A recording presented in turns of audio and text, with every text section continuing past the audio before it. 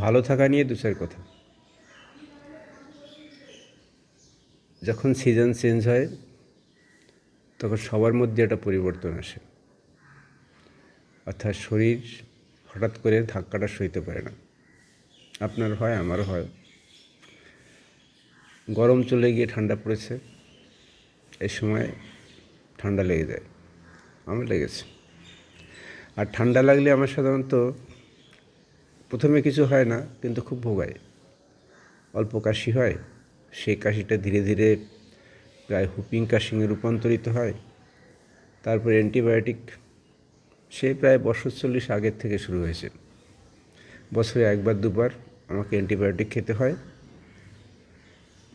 ঠান্ডার জন্যে। আমার ডাক্তার আছে নির্দিষ্ট, হলেই সে কাশি শুরু হলেই সে প্রেসক্রাইব করে, খেয়ে নে বন্ধু কাম ভাই। যাই হোক, এবারে যখন কাশি হলো,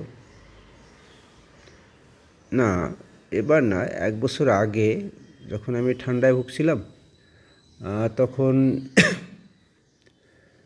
ডাক্তার তো অ্যান্টিবায়োটিক বললো খেতে। আমাকে একজন পরামর্শ দিল, তুমি একটু হোমিওপ্যাথি খেতে পারো। একজন হোমিওপ্যাথি ডাক্তারের কাছে গেলাম, তিনি 2টো ওষুধ দিলেন। সেই 2টো ওষুধ খেয়ে আমার আর অ্যান্টিবায়োটিক খেতে হলো না।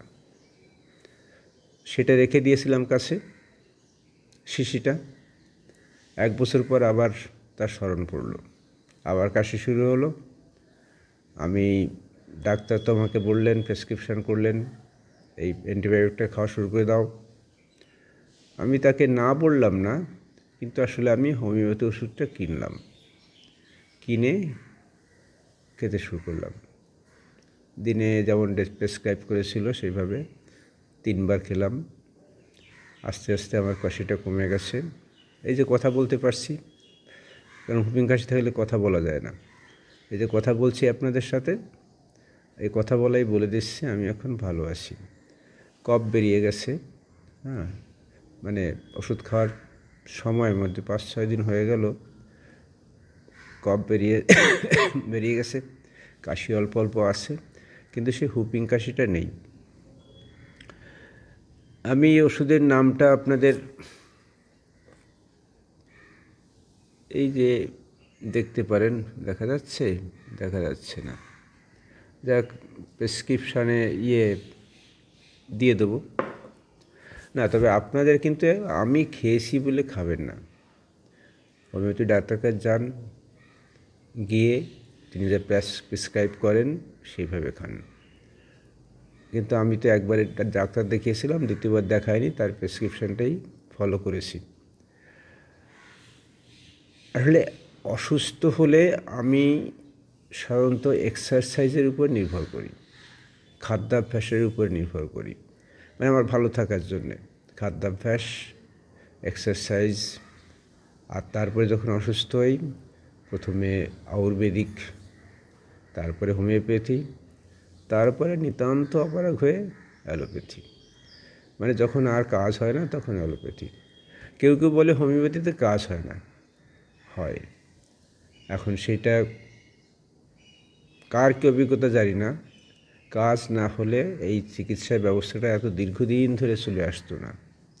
হয়তো সব রোগে হয় না, কিন্তু হয়। কিছুদিন আগে আমার একটা আসিল হয়েছিল, আসিলটা কিন্তু অ্যালোপ্যাথি ডাক্তারের দেখিয়েছিলাম, তিনি বললেন ওটা অপারেশন করে তুলে ফেলতে হবে, কিন্তু আমি সেটা করিনি। আমাকে হোমিওপ্যাথি অনুসারে আমি একটা ওষুধ খেলাম, ধীরে ধীরে সে আসিলটা কমে গেছে।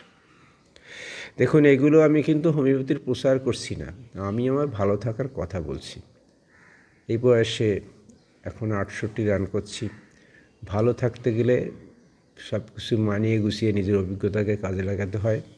আমি সেই অভিজ্ঞতার কথা বললাম। আমরা চাই আপনি আমার মতন ভালো থাকুন।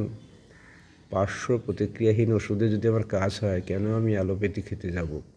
অ্যালোপ্যাথিকে তো বিষ বলা হয়, ডাক্তাররাও বলে, যোগ ব্যায়াম যারা করে তারাও বলে, সবাই বলে যে কারণ ওর যেটায় কাজ করে তার বাইরেও অন্য অন্য প্রতিক্রিয়া তার মধ্যে ঘটে।